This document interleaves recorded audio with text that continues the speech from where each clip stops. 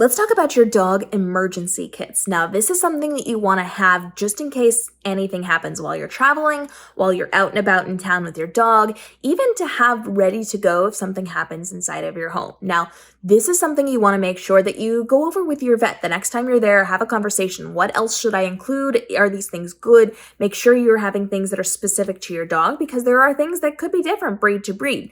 What we're going to be talking about today is just some of the basics, some of the staple things that you should have, and then you need to do your own research to make sure you have the rest of the things that you're going to need. So I want you to have an emergency kit. This can be a box, it can be a bag, it can be a backpack, it could be whatever you want it to be, but make sure you have it and you know where it is. Inside of this bag, you are going to include things that are going to help you should situations arise. So things like gauze or bandages that you may need to wrap your dog's paws with, or if they are getting injured, to get them to the vet, or if it's a minor injury, just to take care of it until you need to do something more with it. You want to make sure you have some kind of first aid spray so that you can take care of those minor injuries, minor cuts.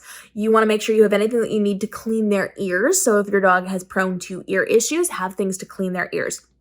And of course, that can be anything prescribed by your vet to some of those things that you can do to home remedy type stuff. Have it all together and collected. We don't want this in multiple places.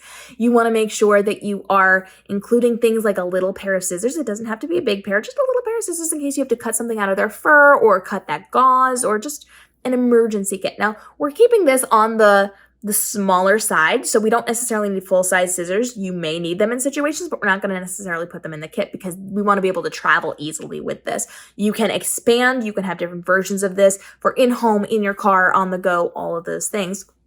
But you want to make sure we have the staples here. So cotton swabs and Q-tips. You want to make sure you've got, again, the gauze, any bandages that you will need, any first aid sprays that you're going to need, ear things that you're going to need. If your dog has any medications, have extra medications in there as long as it's not like a limited time thing. If it's something they have to take frequently, have an antihistamine. Get some Benadryl, put it in this kit, have it with you. I also recommend that you have hydrogen peroxide. If your dog is eating something they should not eat, you force it down their throat, they throw it back up. It may not do all the good in the world, but it will help. I know some things are just, it's too late once it happens, but do the best you can. Do the best you can. Have the hydrogen peroxide and also have a syringe, a medical baby syringe, so that you can squirt it into their mouth. You can get those at the different stores in the baby section. Sometimes you can get them from pharmacies as well if you explain what you are doing for this so that you can dispense that as medication to them to force that back up. And then, of course, that also helps with cuts and injuries and things as well. You do want to make sure you've got a tick twister inside of your emergency kit. So that's a little device that if you're out and about, even in your yard, your dogs can get ticks. So if you see them, you are just going to put this little device on top of their skin and slide it under the tick. You're going to twist it and it takes the entire tick body out without leaving anything inside of your dog. It is much safer than like tweezers or any of those other weird things that you could be doing.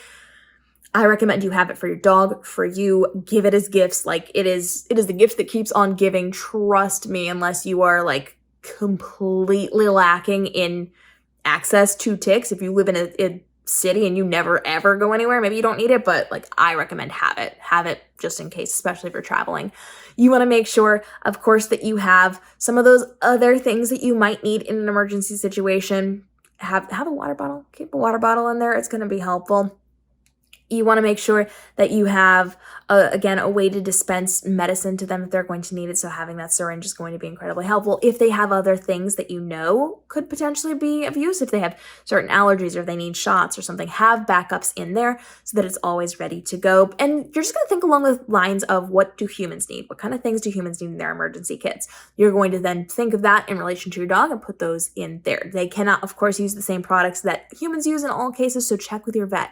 Have those conversations. I am not a vet. I am not a dog trainer. I am just a dog parent telling you good things that we've learned along the way to make sure that we've got things that we need for our dogs to take care of them as life continues. So make sure you are checking with your specific vet, not just any vet. Check with specific vets. Have those conversations, have those questions. Have them look over your kits.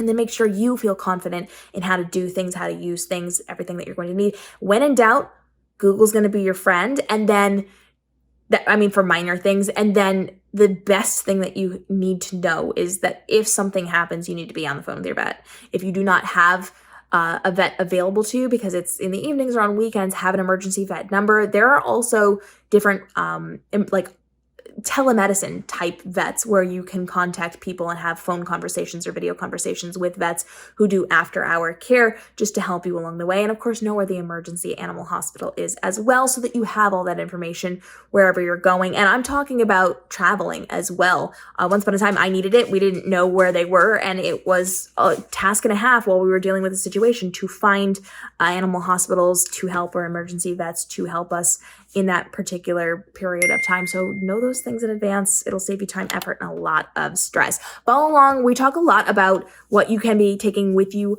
as you are on the go. Gemma is right here next to me, knocking into my camera. We talk a lot about what you should be having in your go bag for your dog. We talk a lot about what you need for your emergency kit. So follow along for more product reviews and ideas and tips on how you can be doing these things as my dog throws her toy under my tripod to live your best dog parent life. Real life here, real life moments with me and Gem and Lucy and Ember and all those things. And the toys. Okay. Thanks for following along. Let us know what you would like to see inside of your emergency kits. If you need product reviews, let us know, and we'll see you in the upcoming episodes.